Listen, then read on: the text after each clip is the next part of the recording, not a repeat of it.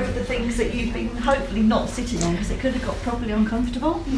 But you've all got little bits and pieces on your chairs, and there's certainly a few spare ones that if you don't want the one you've got, you can swap it around. Please fiddle. Please feel free to fiddle with the little bits and pieces.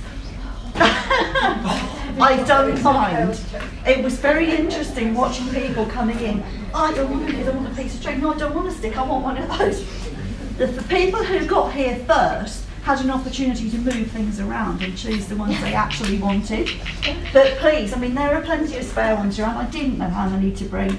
Take what you want, and obviously there's opportunity to have more than one as well if you want, and to share things. So, next steps. You may or may not have been aware that I wrote a blog on the true purpose of next steps. It's on the family website. You may have seen it. Did we do an interview? Because I don't remember doing that, but maybe I dreamed it. I'll take your word for it. I'll take your word for that. I do a lot of these things. So, I'm looking at what a next step really is. And it's really good to be the next step on from what Richard said, because I think what I'm going to be doing with you for the next half an hour or so is going to be building on that next step from the play perspective. Let's say you think we planned it. One small step for a child. What is the true purpose of next steps? When I first became an independent consultant, I used to be a teacher, and then after that I was an early years advisor for a local authority, Hounslow, which is quite a long way south of here, but some of you might know it. I called myself early years out of the box. Do any of you know Penny Webb? Have you come across Penny? Penny Webb's a friend of mine, and we were sat in, a conference somewhere along the line years ago together, and we were getting quite cross with what the people who were talking at the conference and the group that we were in were talking about. It was a lot about setting targets, ticking boxes, setting learning intentions for children, kind of a bit what Richard was saying just now about activity-based, where the children had no agency in what was happening and where the adults were making all the decisions. And we got really cross, and we were passing little notes to each other about when are they going to stop thinking in boxes, when are they going to do this, and that's why I'm calling myself now as a consultant for the last nearly 3 years out of the box. Because my driving force is to look at things the other way around, unpack them and take them out of the box. And today, out of a box or out of a bag, you've got some bits of resources, which is because I look at things the other way around, and you're going to be using those a bit later. Because of this. Whether C.S. Lewis said this or not is anybody's guess. This is on Facebook, you know it is. Children are not a distraction from the most important work. They are the most important work. We've got some people outside now. So, in order to think about that, sometimes I think it's possibly quite a great leap for the teacher. Now at this point, I should add that whenever I speak about teachers, I mean everybody. Anyone who works with children from birth to whenever is a teacher. Because the minute that child comes into contact with you as an adult in whatever setting, whether it be home-based, whether it be preschool, whether it be a day nursery, whether it be a classroom, they are learning something from you, therefore you are their teacher. So whatever your background, whatever your qualification, you are a teacher. So please don't think I'm being excluding or exclusive here. I'm not. I mean everybody. I didn't realise, by the way, and I said this to Matt earlier, that actually this week is the anniversary of the moon landings. I didn't know that till yesterday. So this is a sheer fluke that I'm using these pictures today. So we might find it as a small step for the children, but actually what we're thinking about sometimes is a great leap for the teachers, because it's a leap in understanding. Okay, you wouldn't guess it, but I'm a Converse trainer fan. Why is it a great leap for the teachers? Well, because when we think about the expression next steps, there are so many planning formats produced out there. There are so many packages, so many things given to you in a box. Family, of course, is not part of this. I'll come on to family later. But next steps has become such a part of our daily language that it suddenly starts to become something that becomes a one-size-fits-all idea. that everything has to have a next step attached to it. Every next step is dictated by something, and we'll come on to that in a minute. But actually, one size does not fit all, because some of those would not fit me. I will admit now that I've probably got about 40 pairs of Converses at home, and they all have different occasions on which they come out. These are on the wrong day actually, because it's pouring with rain and I don't normally wear these on a wet day for obvious reasons. Okay, so how often do we actually reflect on what we really mean by the expression next step? Do we too often consider it as being something that's in a box that's ticked so everyone's waving their feet around down here? Yay, I've got some blue ones like that. Okay, here we are with the problematising elephant, because we've all got one of those. The elephant in the room. Why do we do what we do? We do what we do because of that. We do what we do because of that.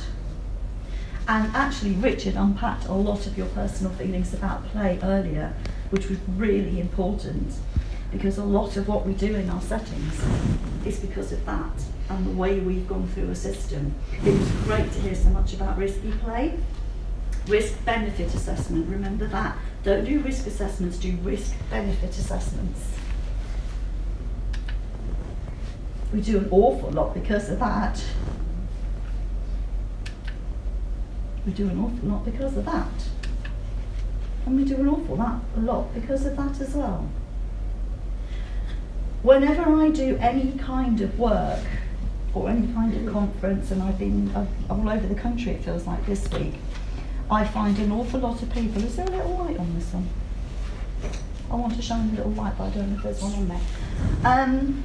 A lot of what is happening, and I've been down in the West Country for most of this week working, an awful lot of what is happening is because of outside influences and other people.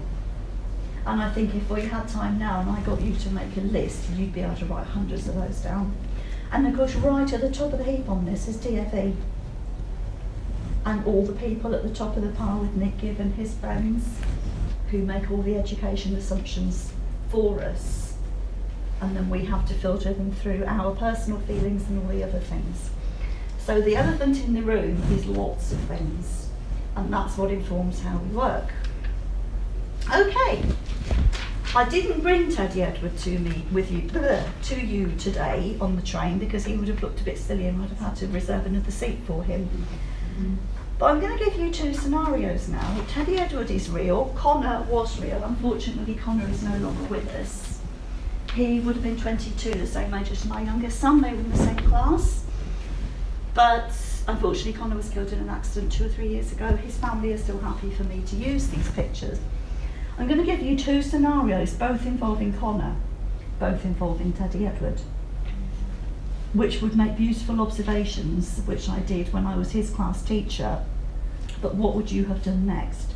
First scenario, it really is hot in here, isn't it? And I am a lady of that age. And ditto. First scenario. In our class, we had a little girl called Scarlett, and she was, you can picture her, she will also be 22 now because they're all the same age. She was one of the smallest little children in the class, and she looked like a little doll. Teddy Edward is probably about this big, and Teddy Edward would go home every night with a different child for the diary, you know, the kind of thing. He also comes with a fairly large rucksack of stuff, and it got added to fairly frequently with pyjamas and storybooks and toothbrushes and you name it, so it got bigger and bigger. It was Scarlett's turn to take Teddy Edward and all his attendant packages with her. So, come the end of the day, off she goes, big red Teddy Edward bag over her shoulder. Next morning, Scarlett came back in absolute floods of tears. She had his rucksack, which was almost as big as her, and I didn't know what was the matter. Connor, bless his little heart, came over to me and said, she didn't take Teddy Edward home. She'd taken all of his bag, but not the Teddy. And I'm the stupid teacher who didn't notice that Teddy Edward was still sitting on his own little chair in the corner of the room. So Connor had taken her under his wing straight away, bless his little heart. So we all came together as a class, and I said to the children, poor Scarlett, who by this time was attached to my leg, you know how it is, absolutely distraught. What are we going to do? Teddy Edward, who's under this arm, Scarlett, who's under this arm, they're both really upset. What are we going to do? In effect, what's our next steps? What would your next step have been?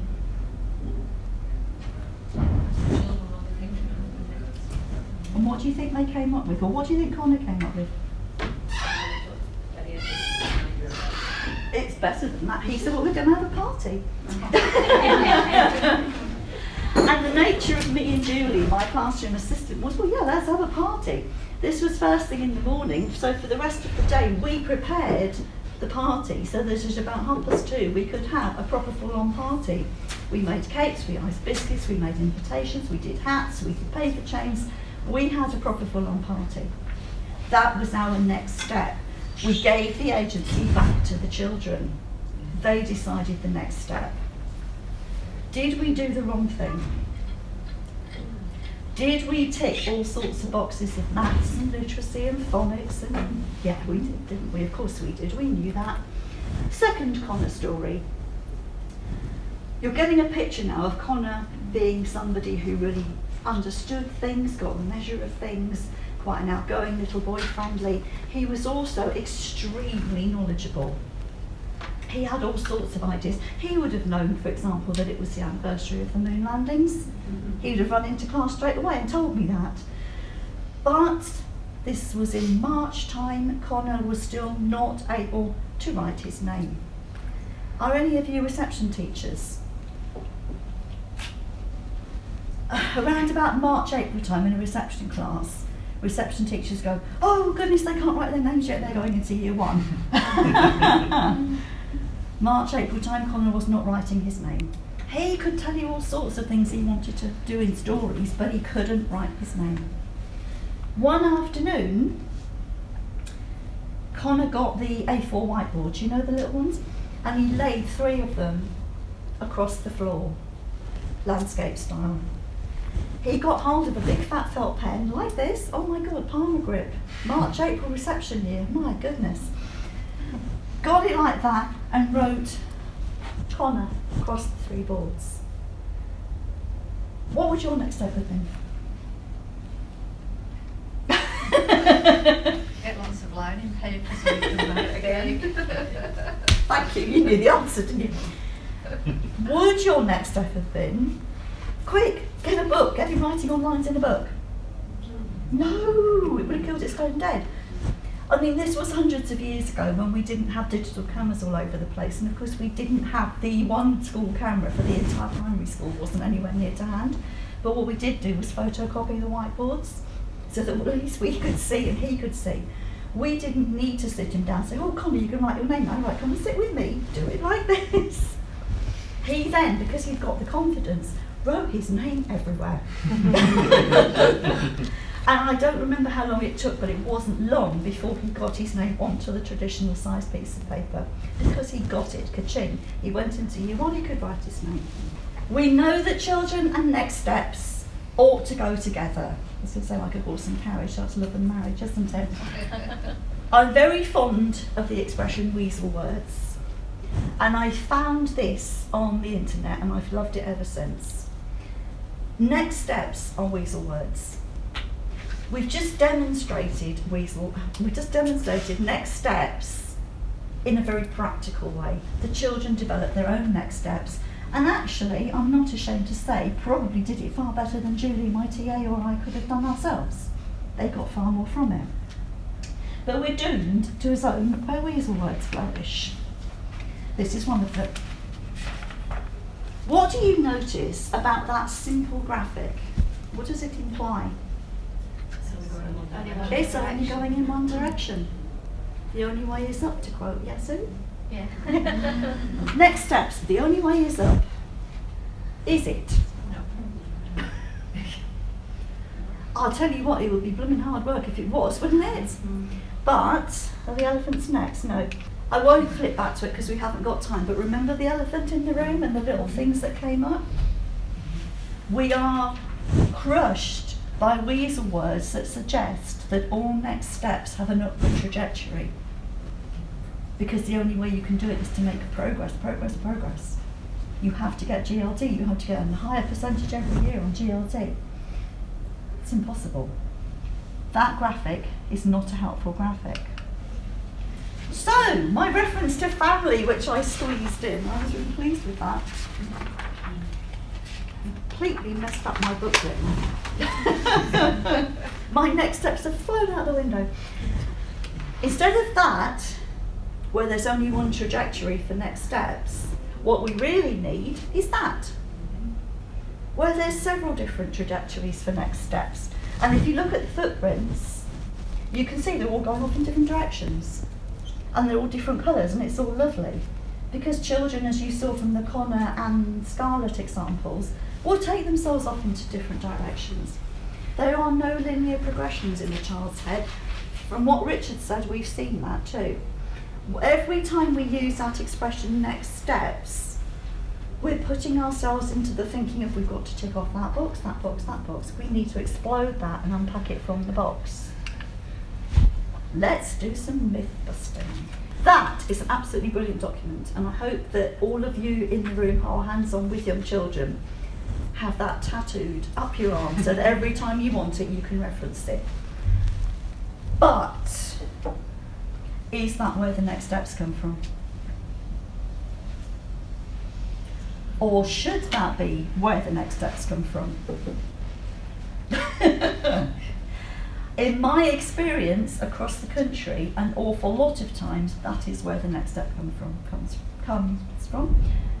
But much as it's an absolutely brilliant document, that is not where the next steps come from. The best two columns in that booklet are the enabling environments and what the practitioners can do bit.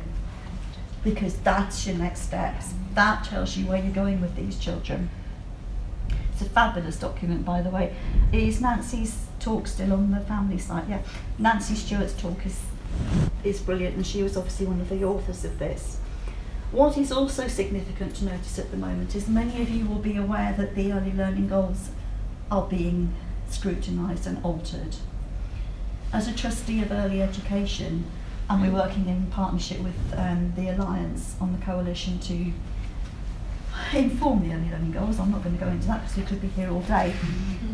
It cannot change early years development. Child development cannot change because the early learning goals are being altered and fiddled with. Many people are thinking that this will change too. It might have to be rewritten, but we cannot change child development, so do not panic about that. I said earlier that I was doing some work in Somerset at the beginning of the week, well, until Wednesday, and it was actually the first time that I had ever seen family in action. Most times I visit places and they're using tapestry or too simple or one of the others. This was my first real example of family in a big setting in Minehead, the biggest setting in West Somerset in fact. And I thought beautiful, and I asked if I could use some screenshots of it. This is a real life family observation, which I won't bore you with reading, you can see it yourself. At the bottom, is this about writing? Is it about this? Is it about that? Or is that directly taken from Development Matters? Or is that about the child and the child's interests? It's the child, isn't it? I've got a shed load of others they shared with me, and I've got the photographs to match. But I thought that was really pertinent. Look at that wonderful observation. Yes, it's got a bit of technical stuff in it, so that we know Aurora's too, by the way. And the teacher was gradually leading her through. And at the bottom, she's going to use some Bertha the Bus stuff, which I thought was a really rather nice, real recognition of the next step.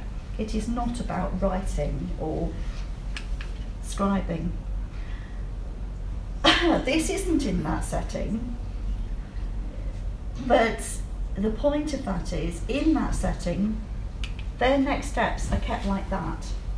They're on tapestry. My goodness, they're on family. My goodness, wash my mouth out with soap. Right, I better go out and hang my head in saying that. They're on family. They're shared with the parents, but what they are not is that.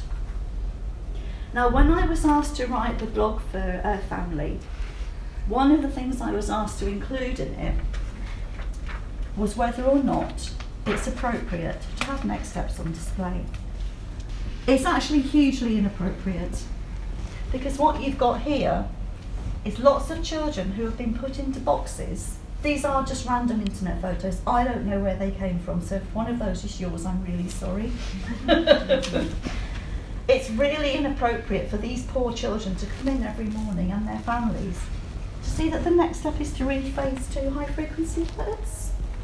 Really? Is that a child one or is that an adult one? To use the potty, that's Grace. That's great. I walk in the morning and every adult and every visitor who comes into the classroom sees that I've got to use the potty. Great. Child one or adult one? Not helpful. This setting, we're not doing it like that at all, because every practitioner was really aware within the environment, because of the systems that they use, where, and I said it's the largest setting in West Somerset, it's in Minehead, so it's quite a lot of children. Every practitioner was familiar with every child, so they knew if they were with a certain child that this would be the next thing. Okay, myths and then facts. I'm going to throw a little bit of real research at you, just one page. Richard did a really good job. Look at all these notes I made about Richard just now that I want to tie in. Next steps, you see, next steps. It was a real pleasure to hear you talk about play and the Frobel stuff and the Piaget stuff. I've got all these notes written down. Play is the highest expression of human development. Fact. Play is the answer to how anything comes about. Piaget. Fact. Next steps are a resource, not a checklist. Fact. That's my fact. On your chairs, you have random resources which you've been fiddling about with. Or not. Oh, somebody's found a lid that does something. If you get enough of them, they all make different noises. It is vital that we appropriately translate and structure our teaching and learning environments so they start with the child. Now that is a wonderful man called Robin Alexander, who some of you may have come across, in a document called Still No Pedagogy, Principle, Pragmatism and Compliance in Primary Education. It's a University of Cambridge document and it is still available on the internet. It's not the simplest of reading, but it's a really powerful piece. If you have an environment that's full of all these things that the children can fiddle with, just look at the piece that you might have in your hand, the thing you might be holding or fiddling about with. Have you got something? Good. What's your next step? Take it home. Take it home. Don't take it home. Actually, I don't mind if you take the odd lid home, but things like this that are a bit. Oh, sorry, no, they. So we could take them. Yeah, cone you can have. My next step Yeah. But how often would an adult look at that and say, next step, fine motor development? She doesn't round that very well. Who's got one of these? Or something that's just a shape, a specific shape. Next step, learn what shapes are. Really? What colour is it? What shape is it? Oh, shall we find a square? No, I don't think so. Oh, what a fabulous noise. I bet mine makes a different noise from yours.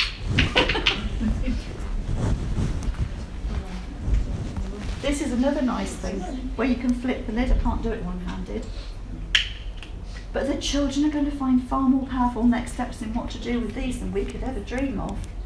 And a little boy called Jack, who had his own way of thinking about things, a very divergent thinker, had a load of transparent lids like this one. And he was sticking them on the front of the robot down the middle like big buttons. And then he was tearing up tissue paper and coloured paper and sticking each button a different colour by sort of making, what do you call it when you overlay the paper on the things? Anyway, in walks the deputy head teacher, straight to the back table, saw Jack making these buttons all different colours. Guess what her first question was? What colour? What colour is that button?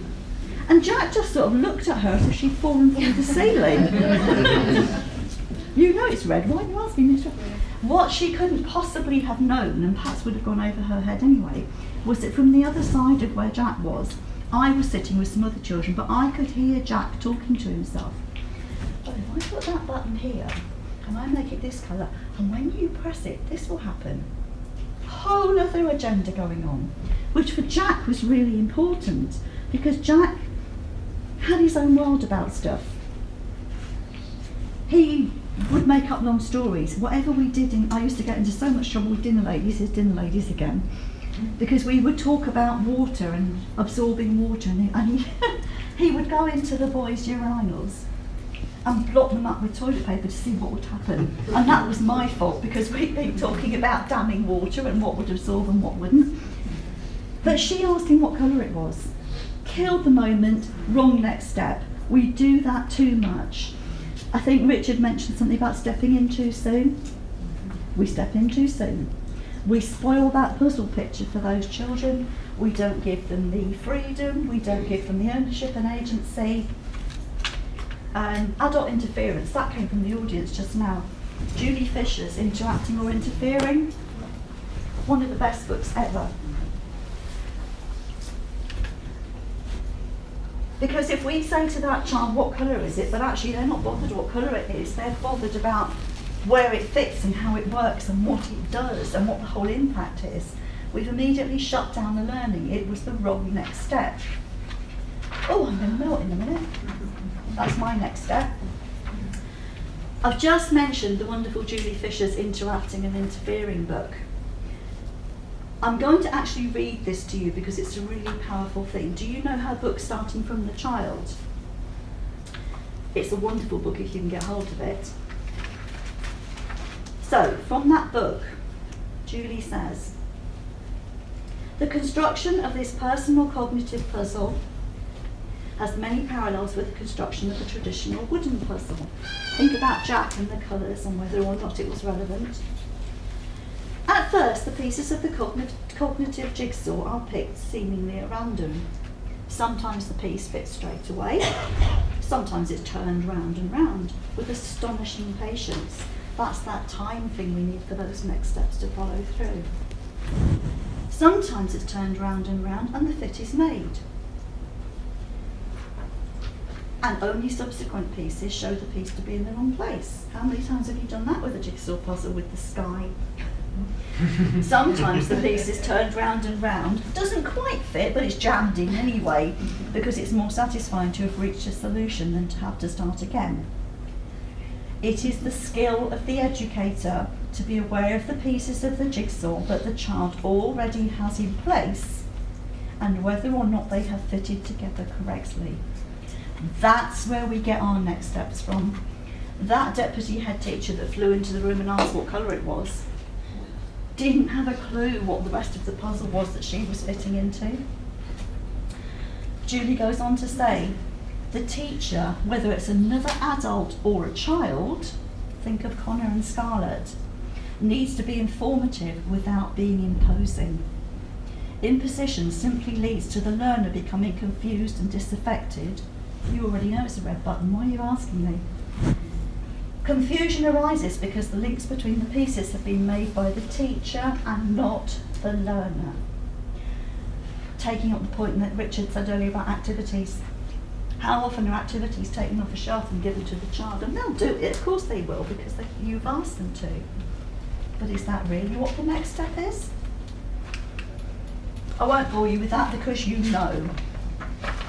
You know that we have principles. And you know that they start with the unique child. It's crucial.